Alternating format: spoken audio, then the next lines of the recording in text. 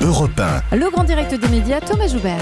Et le fait média du jour, c'est le retrait d'une campagne de publicité de la SNCF destinée aux moins de 28 ans après le dépôt d'une plainte par 2 associations féministes choquées par le caractère sexiste de la publicité. Fred Hafner, vous êtes notre expert média, bonjour. Bonjour Thomas. Vous avez évidemment vu cette campagne avant qu'elle ne soit retirée. Expliquez-nous de quoi il s'agit tout d'abord. Alors tout d'abord, Thomas, ce n'est pas une campagne de la SNCF, nuance, mais de son agence de voyage en ligne, Voyage SNCF. Le but était de cibler les moins de 28 ans, vous l'avez dit, pour leur présenter une offre carte jeune, des tarifs aussi et des services adaptés à leur vie et à leurs déplacements. Pour ce faire, Voyage SNCF a monté un mini-site spécial, 28max.com. Je vous le décris, sur un fond rose, un gros logo, plus 28, comme ceux utilisés par les chaînes de télé pour signaler qu'un programme ne convient pas à une partie du public. Et à côté du logo, cette phrase, le premier site interdit aux plus de 28 ans. Le reste de la présentation est clairement inspiré par les sites de vidéo X. On voit 6 petits lecteurs avec un bouton play et une image pixelisée, comme lorsqu'on veut flouter quelqu'un. Les titres des vidéos caricaturent l'univers du porno avec c'est le meilleur coup de l'année, du jamais vu dans un bus, ou encore mais jusqu'où ira-t-elle pour seulement 10 €. Voilà, c'est un peu ça qui d'ailleurs pose problème. Quand on clique sur les vignettes, évidemment, aucune image cochonne n'apparaît. Voyage SNCF ne s'est pas lancé dans le business du porno. Non, bien sûr, il s'agit d'une campagne de communication et on tombe évidemment sur une page promotionnelle du site de réservation de billets en ligne. Dans le même esprit, une publicité présente sur le mini-site 28max.com propose de gagner des places pour l'événement le plus chaud de l'année.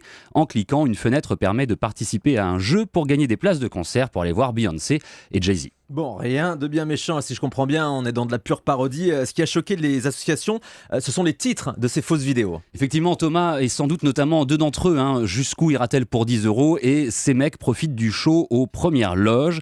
Prises au premier degré, ces accroches sont effectivement sexistes et font référence à la prostitution ou au voyeurisme. C'est clairement ce qui a choqué les chiennes de garde et osé le féminisme qui dénonce le cynisme publicitaire et un procédé qui, je cite, contrevient à la dignité humaine et à la dignité des femmes. Voyage SNCF qui ne souhaite pas créer de polémique et qui a, d'après nos informations, déjà obtenu de bons résultats suite à cette campagne, a donc préféré la retirer, considérant qu'il serait contre-productif de mettre de l'huile sur le feu.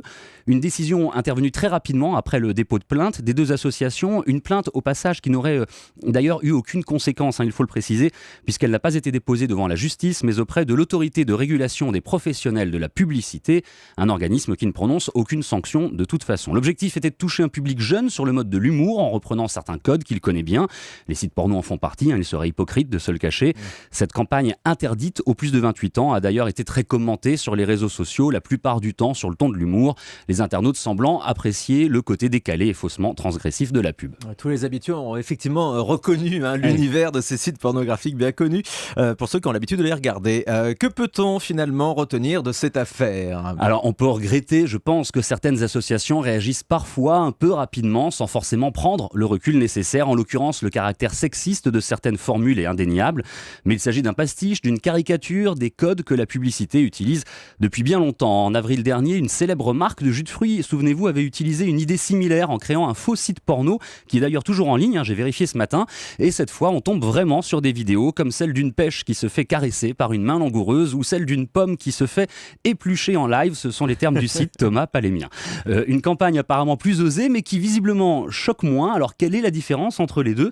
Je n'en vois qu'une, la SNCF n'est pas une entreprise ou une marque comme les autres. Les Français entretiennent une relation passionnée avec le transporteur ferroviaire et ne lui laissent rien passer, un petit peu sur le mode qui aime bien châtie bien. Alors peut-être qu'un dialogue aurait pu avoir lieu entre les associations et le site de voyage, cela n'a, selon nos informations, pas été le cas. C'est dommage, peut-être. Les féministes, en tout cas, qui mènent un combat juste et indispensable, se sont peut-être trompées de cible sur ce coup-là, à moins qu'elles n'aient voulu faire du buzz en surfant sur le buzz créé par la campagne. Dans ce cas, c'est réussi, mais pas forcément positif. Ouais, il faut suivre, effectivement. Rien sur l'association de défense des fruits et légumes pour le site pornographique, la parodie faite par cette boisson à base de fruits. Les pommes ne se plaignent pas pour le moment. C'est ça. Merci beaucoup, Fred Hafner.